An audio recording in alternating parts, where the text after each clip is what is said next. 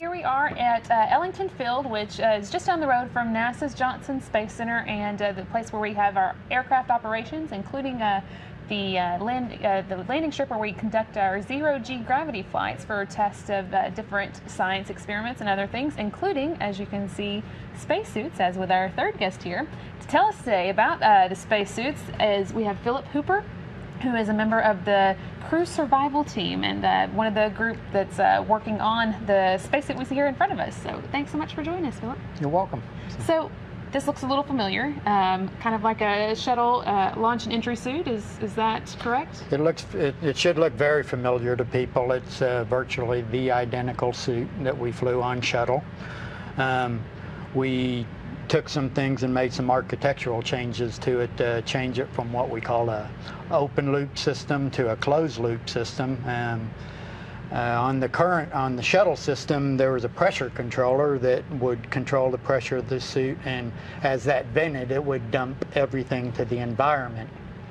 The shuttle had a huge supply of consumables. That's something that with the modified ISS flying on Orion, it will not have those. They won't have those huge consumables to them. So we've taken it and made it a closed loop system where you have a hose that comes in and out, and all that air gets, as it's controlling the pressure by an onboard system, it takes that and washes the CO2 out that the individual in the suit is breathing. But it's for use on Orion, which of course is the new vehicle that we're working on to take us eventually into deep space. So, yes. A little bit different requirements than the shuttle suit, but we're able to kind of make use of what we already have and save taxpayers some money. Yeah, that's absolutely correct. The overwhelming majority of this suit is the hard goods, or the most expensive. We replace the soft goods on a periodic basis anyway, and so being a funds challenge time, and we looked at ways that we could leverage off our existing designs and make some simple modifications and fly a good suit, hopefully with some mobility changes and stuff that we're looking at making later. So launch and entry suits, that's not what we conduct spacewalks in. It's not that kind of spacesuit, right? Tell us a little bit about what those do. The launch and entry suits? Well, and this suit as well. And how they're this suit is mainly meant for IVA capability. That's inside the cabin. Okay.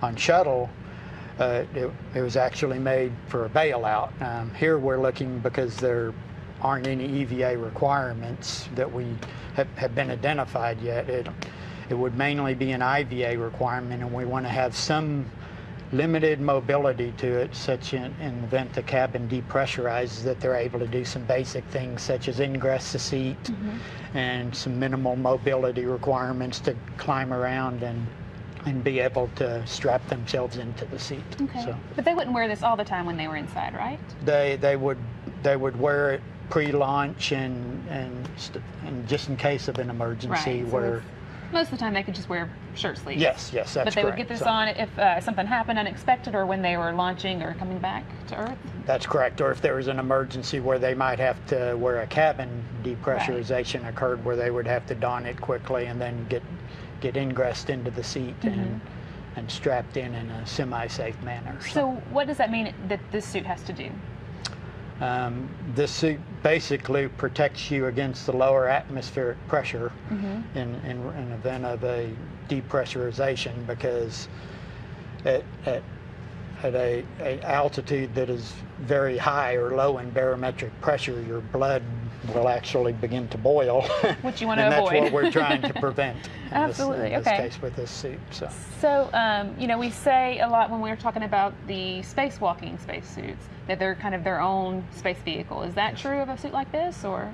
The spacewalking suits are a very complicated suit because of the mobility requirements. They have bearings in almost all of the joints, and this suit, because it was mainly meant to just protect you against a low pressure environment, it has some good mobility in the legs and the arms, and you can see the bearings here in the neck ring and the helmet.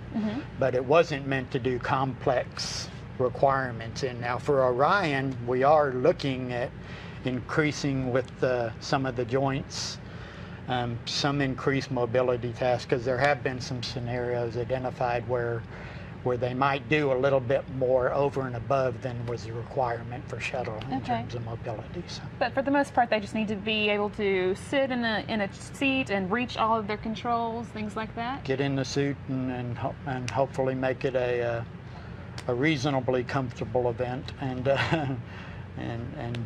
do some minimal mobility events, yes. And that's what y'all are testing this week, I think. Yes, how well it moves. Yes, that's correct. Okay. One of our main objectives was the seat ingress requirement that I explained to you, and that is one of the things that we verified, that you can in fact get in the seat.